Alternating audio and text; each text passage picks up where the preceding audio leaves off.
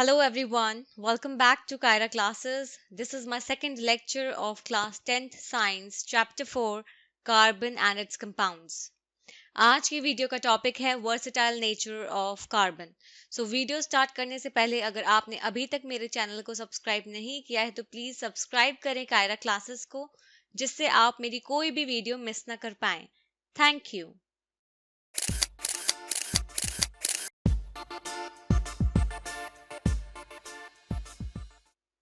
So start करते हैं आज का topic versatile nature of carbon. Versatility या वर्सेटाइल नेचर किसे कहते हैं, मतलब टू अडेप्ट, अडेप्टेबिलिटी को वर्सेटाइल नेचर कहा जाता है।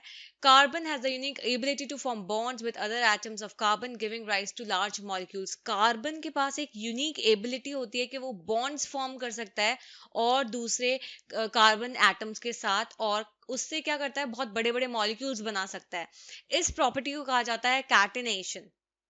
तो कार्बन के पास एक यूनिक एबिलिटी है जिससे वो और दूसरे कार्बन एटम्स के साथ बॉन्ड बना सकता है, और तो मतलब एक लॉन्ग चेन बन सकती है कार्बन एटम्स की, एक बड़ा मॉलिक्यूल बन सकता है, और इसी प्रॉपर्टी को हम कहते हैं catenation. These compounds may have long chains of carbon, branch chains of carbon, or even carbon's atoms arranged in rings. अब ये जो compounds form होंगे इनमें ऐसा भी हो सकता है कि एक लॉन्ग चेन हो कार्बन की, या फिर ब्रांचिंग शो हो रही हो कार्बन्स में, ओके, ब्रांच चेन फॉर्म हो रही हो कार्बन की, या फिर कार्बन एटम्स जो है वो एक तरह से रिंग स्ट्रक्चर में अरेंज्ड हो। In addition, carbon atoms may be linked by single, double और triple bonds. इसके साथ और क्या हो सकता है, जो कार्बन एटम्स होते हैं वो या तो सिंगल बॉन्ड से लिंक्ड हो, या फिर डबल बॉन्ड हो सकता है, या फिर ट्रिपल बॉन्ड भी हो सकता है। Compounds of carbon which are linked by only single bonds between the carbon atoms are called saturated compounds. तो जो कंपाउंड्स है कार्बन के, जो कार्बन कंपाउंड्स हैं जिनमें सिर्फ सिंगल बॉन्ड प्रेजेंट होता है, जो सिर्फ सिंगल बॉन्ड से लिंक्ड होते हैं, मतलब उनके कार्बन एटम्स के बीच में सिर्फ सिंगल बॉन्ड प्रेजेंट होता है, तो हम उन कंपाउंड्स को कहते हैं saturated compounds. Compounds of carbon having double or triple bonds between their carbon atoms are called unsaturated compounds. तो जब सिंगल बॉन्ड इज प्रेजेंट है दो कार्बन एटम्स के बीच में, तो मैं सैचुरेटेड कंपाउंड कह रही हूँ। अगर कार्बन के दो कार्बन के बीच में डबल बॉन्ड है या फिर ट्रिपल बॉन्ड है, तो उस कार्बन एटम को या उन कंपाउंड्स को हम कहते हैं unsaturated carbon compounds. Silicon forms compounds with hydrogen which have chains of up to 7 or 8 atoms, but these compounds are very reactive. Silicon जो है वो कंपाउंड फॉर्म करता है, हाइड्रोजन के साथ मिलकर कंपाउंड फॉर्म करता है, जिसकी चेन मतलब लगभग कितने तक जाती है, 7 से 8 एटम्स की चेन बनती है। और ये जो कंपाउंड्स होते हैं ये बहुत रिएक्टिव होते हैं। कार्बन कार्बन बॉन्ड बहुत स्ट्रांग होता है और स्टेबल होता है। This gives us the large number of compounds with many carbon atoms linked to each other. तो इसकी वजह से हमें बहुत ज्यादा नंबर ऑफ कंपाउंड्स देखने को मिल जाते हैं जिसमें कार्बन एटम्स जो है वो एक दूसरे से लिंक्ड होते हैं। Since carbon has a valency of 4, it is capable of bonding with 4 other atoms of carbon or atoms of some other monovalent element. अब जैसे कि हमें पता है कि कार्बन की वैलेंसी 4 है, तो उसमें कैपेबिलिटी होती है बॉन्ड बनाने की, और दूसरे जो एटम्स है कार्बन के उनके साथ बॉन्ड बना सकता है वो, या फिर और जो मोनोवैलेंट एलिमेंट है जिनकी वैलेंसी 1 है, जिन एलिमेंट्स की वैलेंसी 1 है, वो उन एटम्स के साथ भी क्या करता है, उनके एटम्स के साथ भी बॉन्ड बनाता है। Compounds of carbon are formed with oxygen, hydrogen, nitrogen, sulfur, chlorine, and many other elements, giving rise to compounds with specific properties which depend on the elements other than carbon present in the molecule.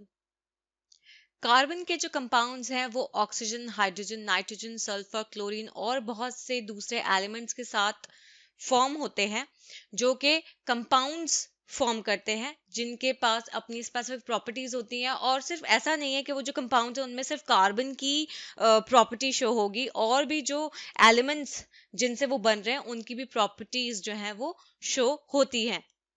Again, the bonds that carbon forms with most other elements are very strong, making these compounds exceptionally stable.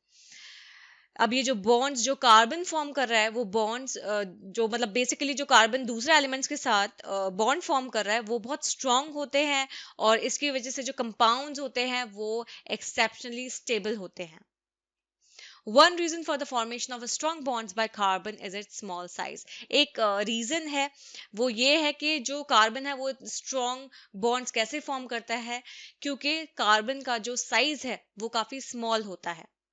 This enables the nucleus to hold on to the shared pairs of electrons strongly. तो इसकी वजह से जो nucleus है वो अच्छे से hold करके रखता है, जो शेयर्ड पेयर ऑफ इलेक्ट्रॉन्स हैं उनको स्ट्रांगली होल्ड करके रखता है nucleus. The bonds formed by elements having larger atoms are much weaker. तो मैंने आपको बताया अगर बड़े बड़े एटम्स बॉन्ड फॉर्म कर रहे हैं, मतलब एलिमेंट्स जिनमें एटम्स काफी ज्यादा हैं और वो बॉन्ड फॉर्म कर रहे हैं, तो वो वीकर होते हैं. जबकि मैंने आपको बताया था अगर स्मॉल साइज का कोई एटम है तो वो स्ट्रॉन्ग बॉन्ड फॉर्म करता है, क्योंकि जो न्यूक्लियस है वो अच्छे से होल्ड कर सकता है शेयर्ड पेयर्स ऑफ इलेक्ट्रॉन्स को स्ट्रांगली. नेक्स्ट टॉपिक है हमारा saturated and unsaturated carbon compounds. तो इसमें सबसे पहले मैं बता दूं हाइड्रोकार्बन्स किसे कहते हैं. हाइड्रोकार्बन्स मतलब वो कंपाउंड्स जिनमें हाइड्रोजन और कार्बन्स दोनों प्रेजेंट हो, उन्हें हम कहते हैं हाइड्रोकार्बन्स. सैचुरेटेड मैंने आपको बताया था जब सिंगल बॉन्ड प्रेजेंट होगा, कार्बन कार्बन के बीच में सिंगल बॉन्ड प्रेजेंट है तो सैचुरेटेड है.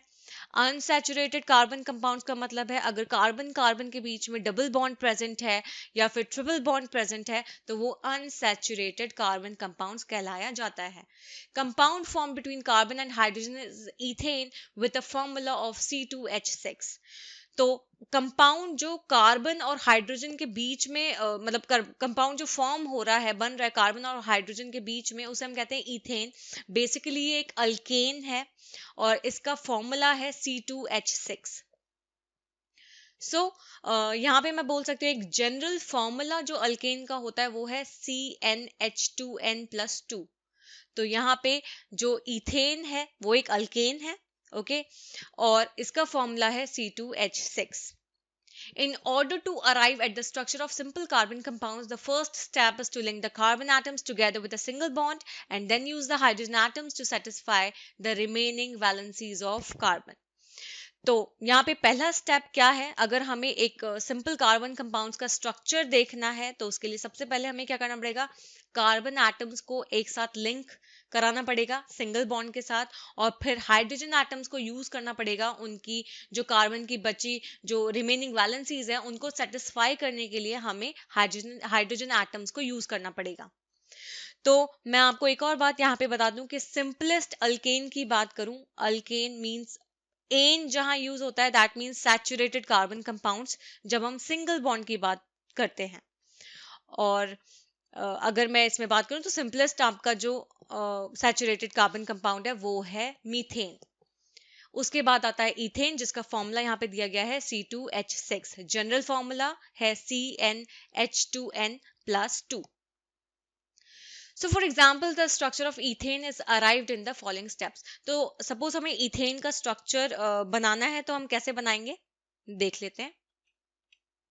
स्टेप 1 मैंने आपको बताया था पहले कार्बन कार्बन एटम के बीच में आपको सिंगल बॉन्ड दिखाना पड़ेगा, तो यहाँ पे आप स्टेप 1 में आपने सिंगल बॉन्ड दिखा दिया कार्बन कार्बन के बीच में.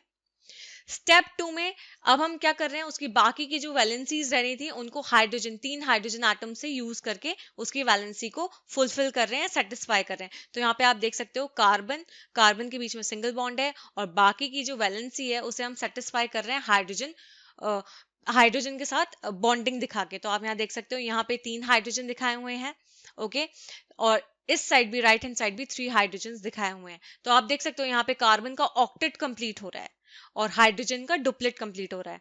तो यहाँ पे each carbon atom bonded to 3 hydrogen atoms, जिससे वो अपनी जो वैलेंसी है रिमेनिंग वैलेंसी उसको सेटिस्फाई कर सके.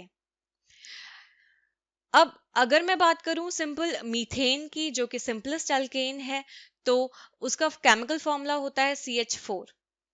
Methane is CH4.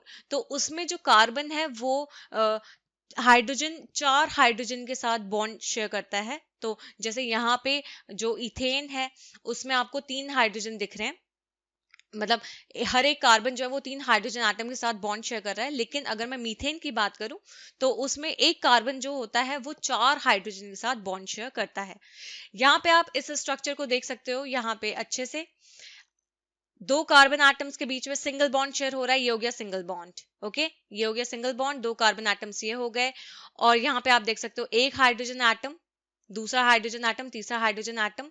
ओके, तो 1 2 3 4 5 6 एंड देन 7 8 कार्बन का ऑक्टेट कंप्लीट हो रहा है, हाइड्रोजन का डुप्लेट कंप्लीट हो रहा है यहाँ पे।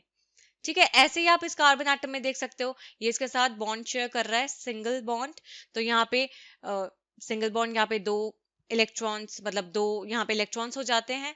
तो 2 to 4 then to 6, okay, and 7 8 again carbon का ऑक्टेट कंप्लीट है। ऐसे हाइड्रोजन का डुप्लेट 1 2, अगेन 1 2 एंड देन 1 2, तीन हाइड्रोजन एटम्स का डुप्लेट भी कंप्लीट होता है। तो ये है हमारा C2H6 इथेन का, इथेन का structure. The valencies of all the atoms are satisfied by single bonds between them. Such carbon atoms are called saturated compounds. अब यहाँ पे जितने एटम्स यूज किए गए थे या जितने भी एटम्स हैं उन सबकी वैलेंसीज जो है वो सेटिस्फाई हो रही हैं सिंगल बॉन्ड्स के थ्रू। तो इन कार्बन कंपाउंड्स को हम कहते हैं सैचुरेटेड कंपाउंड्स। ये कंपाउंड्स जो होते हैं वो नॉर्मली ज्यादा रिएक्टिव नहीं होते हैं। However another compound of carbon and hydrogen has the formula C2H4 and is called ethene. अब हम एक और, अब हमने इथेन की बात कर ली, अल्केन की बात कर ली, अब हम अल्कीन की बात करेंगे, अनसैचुरेटेड कार्बन कंपाउंड की बात करेंगे जिसमें अल्कीन आता है, मतलब डबल बॉन्ड प्रेजेंट होता है। तो these compounds are normally not very reactive. However, another compound of carbon and hydrogen has the formula. This is called ethene. तो एक और कंपाउंड आया कार्बन और हाइड्रोजन का जिसका फॉर्मूला है C2H4 और इसका नाम है ईथीन। ओके, और इसका जो केमिक, अगर मैं जनरल एक अल्कीन का फॉर्मूला बात करूं तो वो होता है CnH2n। ओके, तो यहाँ पे आप देख सकते हो ये C2H4, इसमें कार्बन भी है, हाइड्रोजन भी है, तो ये एक हाइड्रोकार्बन है। Each carbon atom gets 2 hydrogen atoms to give. अब जो कार्बन एटम है उसमें हम दो हाइड्रोजन एटम लगा रहे हैं। तो स्टेप 1 में पहले हम देख रहे हैं कार्बन कार्बन के बीच में एक सिंगल बॉन्ड है। स्टेप 2 में अब हम जो कार्बन है उसमें दो हाइड्रोजन एटम्स लगा रहे हैं। तो हमने दोनों कार्बन में आप देख सकते हो हाइड्रोजन एटम्स लगा दिए हैं। तो यहाँ पे आप देख सकते हो यहाँ पे कार्बन की जो चार वैलेंसी, मतलब चार बॉन्ड्स फॉर्म करता है, वो यहाँ पे आप देख सकते हो स्ट्रक्चर में यहाँ पे सिर्फ तीन ही बॉन्ड है, 1 2 3 और अगेन 1 2 3। तो कार्बन को अपनी वैलेंसी सेटिस्फाई करने के लिए क्या करना पड़ता है, चार बॉन्ड्स बनाने पड़ते हैं, लेकिन यहाँ पे सिर्फ तीन ही बॉन्ड्स प्रेजेंट हैं। तो स्टेप 3 में हम क्या करेंगे, कार्बन और कार्बन के बीच में दो बॉन्ड आ जाते हैं, डबल बॉन्ड आ जाते हैं, और साइड में क्या है, वही सिंगल बॉन्ड है हाइड्रोजन के साथ। तो अब यहाँ पे आप देख सकते हो जो वैलेंसी है, रिमेनिंग वैलेंसी, वो सेटिस्फाई होगी है कार्बन की। तो यहाँ पे देखिए 1 2 3 4, okay, and then again 1 2 3 and 4। तो यहाँ पे जो है कार्बन की वैलेंसी जो है वो सेटिस्फाई हो गई है। तो ये है स्ट्रक्चर ऑफ इथीन। अब हम यहाँ पे इसके स्ट्रक्चर की बात करें तो यहाँ पे आप देख सकते हो 1 2 3 4 5 6 and then 7 8। Again this octet is complete, carbon का ऑक्टेट कंप्लीट है, यहाँ पे हाइड्रोजन का डुप्लेट कंप्लीट है। यहाँ पे अब आप देख सकते हो अगेन इस वाले कार्बन का 1 1 2 1 2 3 4 एंड देन 5 6 एंड 7 8। अगेन इस कार्बन का ऑक्टेट कंप्लीट हो गया और इस हाइड्रोजन का डुप्लेट कंप्लीट हो गया। तो यहाँ पे फॉर्मूला मैंने आपको बताया था, इसका फॉर्मूला क्या हो जाएगा, C2H4. Another compound of hydrogen and carbon has the formula C2H2 and is called ethyne. तो अब ये किस ग्रुप में आता है, ये अल्काइन ग्रुप में आता है जिसमें ट्रिपल बॉन्ड यूज होगा। तो एक और हाइड्रोजन कार्बन का कंपाउंड है जिसका फॉर्मूला है C2H2 और उसे हम कहते हैं ethyne. Such compounds of carbon having double or triple bonds between the carbon atoms are known as unsaturated carbon compounds, and they are more reactive than the saturated carbon compounds. अब ये जो compounds हैं, ये जो carbon के compounds हैं जिनमें double और ट्रिपल बॉन्ड्स होते हैं कार्बन एटम्स के बीच में, उन्हें हम कहते हैं अनसैचुरेटेड कार्बन कंपाउंड्स, और ये ज्यादा रिएक्टिव होते हैं सैचुरेटेड कार्बन कंपाउंड्स के। अगर मैं सैचुरेटेड कार्बन कंपाउंड्स के कंपैरिजन में ये ज्यादा रिएक्टिव होते हैं। आज की वीडियो में बस इतना ही। आई होप आपको वीडियो समझ में आई हो। नेक्स्ट वीडियो में हम कार्बन के स्ट्रक्चर की बात करेंगे, उसमें chains, branches and ring structure देखेंगे। So thank you for watching and please subscribe my channel for more videos. Thank you.